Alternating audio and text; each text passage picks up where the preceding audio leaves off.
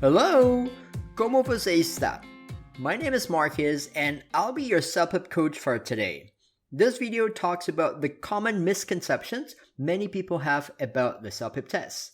So I'd like to address some of those, and this is really important. Why? When you have certain beliefs about the CELPIP test and those beliefs turn out to be wrong, the way you study is not going to be optimized to help you get the highest score you can. We'll see what's true and what's not, and how all of that is going to affect the way we should practice and do the test. Do you think you have any incorrect assumptions about the CELPIP test? Let's find out. Number 1. CELPIP is easier than IELTS. Is this a myth or a fact? Well, I can tell you that this is a myth. When you ask different people, you will definitely get different answers. Some people will say CELPIP is easier, but there are also others who say IELTS is easier. Now, I'll tell you my opinion on this never-ending debate. In my view, CELPIP reading is easier because the vocabulary you find in the passage is arguably easier compared to what you see in IELTS General. On the other hand, the listening in CELPIP may be a little more difficult because you don't get to see the questions in advance, unlike in IELTS where you can scan the questions before listening to the audio clip. Next, the writing difficulty level is probably very similar in these two tests. In fact, both of them ask you to write an email in one of the writing tasks. And finally, CELPIP speaking is more difficult because there are 8 tasks you have to practice for as opposed to 3 in IELTS, and many find it less comfortable to speak to a computer in the CELPIP tests. I know not all of you will agree with what I just told you, but this is just my opinion. So, what does this mean to you? Don't just listen to what others tell you, because we don't all have the same skills and preferences. Also, just because someone tells you the test is easier, you don't want to underestimate it. If you lack preparation, you may not get the result you want and have to retake the test again, so please give yourself enough time. Don't hesitate to seek help if you think you need it. For those who can't decide which test is better for you, try this. Complete 4 mock tests, 2 for IELTS and 2 for CELPIP. Then compare the results. In reading and listening, you can easily check your scores using the answer keys. And for speaking and writing, you can see which questions you struggle to answer more. Number 2. The CELPIP test difficulty level differs based on the test center. This is without a doubt a myth. Some said the CELPIP test in Canada is harder than the test outside Canada. That's not true because CELPIP is a standardized test. The test questions people get in different test centers across the world are taken from the same question bank. So don't waste your time worrying about which test center you should pick. Go for a location that's most convenient to you and has availability on the date that you prefer. Let me remind you to watch this video until the end. There's so many simple mistakes that students make just because they're not aware of this information. The last point I discuss at the end of the video is something that will help you with reading and listening questions. Number 3. Once I complete a task, I cannot go back to that task again. This is a fact. In the test, once you've moved on to the next screen, there's no option to go back to the previous screen, which also means you cannot go back to the previous task. That's why you don't want to rush when answering the questions. Finishing one task early does not mean you get extra time for your next task. That is not the case. It'll be prudent to use all of your time to answer the questions carefully and then check your answers again when there's still time left. Who knows, maybe you were in a rush and made a silly mistake. Number 4, the test is rigged. The test is manipulated in such a way that I always got CLB 8, for example. Again, this is a myth. The CELPIP test is used by many Canadian institutions, including government institutions. To me, the stakes are too high for them to rig the tests. In fact, CELPIP releases an annual report of test takers, and let me show you a screenshot that I took on the score distributions of test takers in 2022. Here, as you can see, more than 30% of the test takers, which in my opinion is not a small proportion, receive a score of 9 or higher. What does this mean to you? As much as you may not like to hear this, if you have taken the test before and you haven't got the scores you wanted, you need to accept the result. You should evaluate yourself to find out the reasons why you couldn't achieve your target. If you really think that your answers or your responses were not properly evaluated, yes, there's that opportunity to request a revaluation, but this will only work for your speaking and writing responses, not for the reading and listening sections. Maybe you've taken the test twice or even 3 times, but your scores are still too low. In that case, I strongly advise you to get help.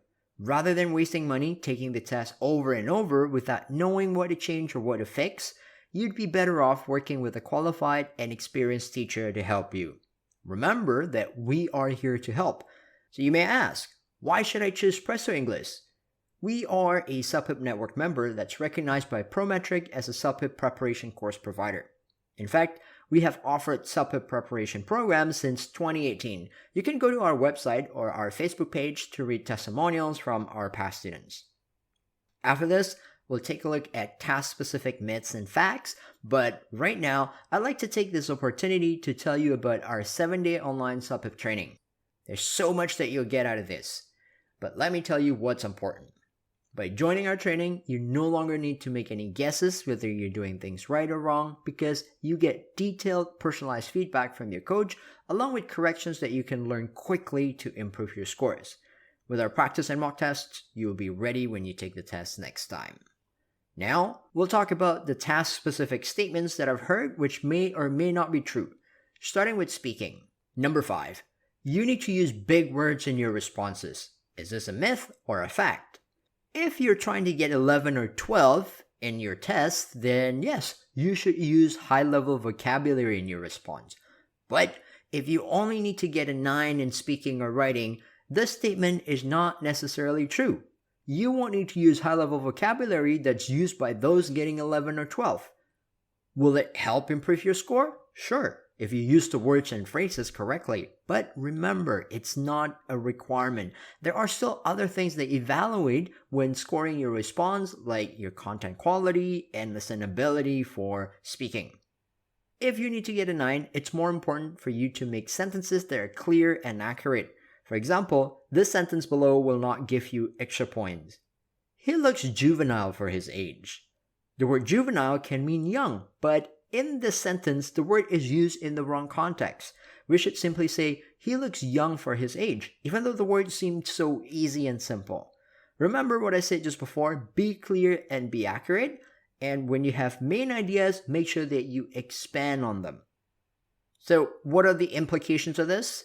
Don't waste your time memorizing sophisticated words because you're likely to end up making unnatural expressions during your test. Instead of that, practice useful phrases that can be used in the test. For example, phrases to give advice, apologize, or express opinions and preferences.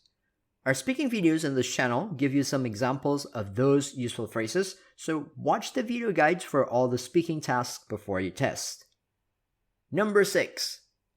I need a conclusion or closing statement for all age speaking tasks. This one is a myth also. There are speaking tasks that don't need a conclusion. I will even say that it's awkward to have a conclusion in some of them. In tasks 2, 3, and 4, for example, you're describing an experience, a picture, and making predictions. It would be odd to have conclusion at the end. On the other hand, when you give a response in task 7, giving an opinion, it does make sense to have a closing statement summarizing your point of view. After listening to this, will you still add a closing statement to all your responses? I hope not. Do what makes sense. Number 7, I have to tell the truth in my responses. This is another myth. Whether it's speaking or writing, it's okay to make up stories. In fact, it can be difficult to always make a response based on a true story, especially when we don't have any relevant experience. Knowing this, how should we change the way we study? We should practice crafting our own story. While you practice, you can challenge yourself to talk about various topics. Go onto the internet and pick random speaking prompts for practice. Keep in mind, the story that you make can be inspired by other people's experiences. Maybe you know someone who had that experience. You can borrow that person's experience or maybe opinion and present it as your own. It doesn't matter. Here's one more thing I'd like you to know. Actually, I've said this before, but it's so important, I want you to hear it again. You need to have more than one main idea, and each main idea needs to have supporting details. You can see here what the examiner looks at in terms of the content when evaluating a response. The number of ideas matter, and so do the idea quality, the organization, and the supporting details that are included in your response. Number 8, I shouldn't use slang words and idioms. This one is true, so it's a fact, but only for formal situations. So when you're writing a survey response or a formal email, don't use slang or idioms. However, it's okay to use slang in your speaking responses, especially when you're speaking to a friend or a family member because we'll be using informal language. I would say the same things about idioms. Idioms are only used in informal communication. So the moral of the story is you should be able to distinguish formal and informal language. That way you can use slang words or idioms appropriately. To learn more about idioms, you can get our Idiom Mastery ebook that's currently on sale for only $14. You'll learn over 250 common idioms through illustrations, sample sentences, and even short dialogues and paraphrasing exercise. You're guaranteed to improve your idiom knowledge with this ebook. Number 9, the speaking test is a memorization test. I've heard people say this after they got their test result, but of course, this is a myth. They complained that the topics were not realistic, they couldn't memorize the phrases I mentioned earlier, like how to express opinions, regrets, or give advice. The thing is, there are common expressions that people use in those circumstances. If one doesn't know how to do those things, it may be a sign that the person is not fluent enough in the language. Think about it. When you want to apologize in your own native language, do you often use the same words and phrases? Exactly. Let me give you an illustration. To deliver bad news, we often use phrases like this. Unfortunately, I'm sorry to tell you this, but it's not easy for me to say this. I'm afraid that, yada yada yada. You don't need to know all of them, but you should at least know some of them to be able to say that you're fluent in the language. I know it's frustrating not to be able to get the score you expected, but don't you think it's a good idea to figure out the reason why they failed instead of getting upset or just looking for a scapegoat? At the end of the day, you still need the test score. My suggestions are: number 1, learn colloquial expressions and common phrases that I've discussed in our speaking videos. Number 2, practice with different topics so you learn how to adjust your sentences accordingly based on the context. Number 3, be open-minded and open to criticisms. Ask people around you who are fluent in English to help with your preparation. If you don't have someone like that, I'll be happy to help you during our online training. Number 10, writing more words will result in a higher score. This is a very common misconception about CELPIP writing. Take note, guys, the length of your writing is not positively correlated to your score. It's true that the length of our writing matters, but what you want is still a response that's relevant to the topic and ideas that are well developed. In addition, during the test, you'll be instructed to write between 150 to 200 words. That means writing 300 or 400 words is way too much. Having said that, I don't recommend writing only 150 to 160 words. From my experience helping hundreds of students, those responses are usually too short. Consequently, they don't have enough supporting details to support their main ideas. Given this fact, how should we go about writing our response? Don't write too little and don't write too much. In most cases, you want to aim for 190 to maybe 230, 240 words. I mean, when you write more, you're losing your precious time that can be used to proofread your writing instead. So, in my opinion, there's no point of writing more than necessary. Number 11, spelling mistakes are corrected automatically. This one is a myth, so it's not true. While CELPIP offers a spell check feature, the typos are not corrected automatically. You will see the red squiggly lines indicating spelling errors, but you need to go and fix the errors yourself. Because of this very reason, check for typos, especially the ones that go undetected because they're also English words. For example, the word then versus then. Or perhaps errors related to your verb tense or word forms such as take versus took or patient versus patience. Number 12. Help, there's a glitch. I got an extra task in my reading or listening. Many test takers were not aware of this information and they're wondering what's going on. That is not a glitch, so it is a fact that sometimes you will see an extra task in your reading or listening. Here's an excerpt from the CELPIP website about these extra reading and listening tasks. When you see one in your test, don't panic. One of the tasks will not count towards your score. However, we don't know which one is the so-called unscored item. Therefore, you want to do your best in both of them. Number 13. There's a penalty for every wrong answer. This is another myth. You won't get penalized for wrong answers in the reading or listening sections. Does this change anything? Absolutely. Make a guess when you don't know the answer, but first, you want to eliminate the obvious wrong answers so that it improves your chance of guessing the correct answer. Never skip a question. Lastly, number 14. The answers are always directly found in the reading passage or audio clips. This is a myth surrounding the reading and listening sections. The questions you get will test your inferencing ability. What is inferencing? Inferencing is drawing a conclusion based on the information you read or hear, which means the answers are not going to be directly stated. What is the implication of this? In reading, don't simply scan for words. Sometimes the words in the passage will be paraphrased. You won't always see the exact same words in the questions and paragraphs. One type of question that often pops up is this: which statement would person A most likely agree with? In this type of question, you have to make an inference based on the person's opinion. We have just gone through 14 statements about the CELPIP test. Knowing what's true and not true will benefit you greatly when you're studying.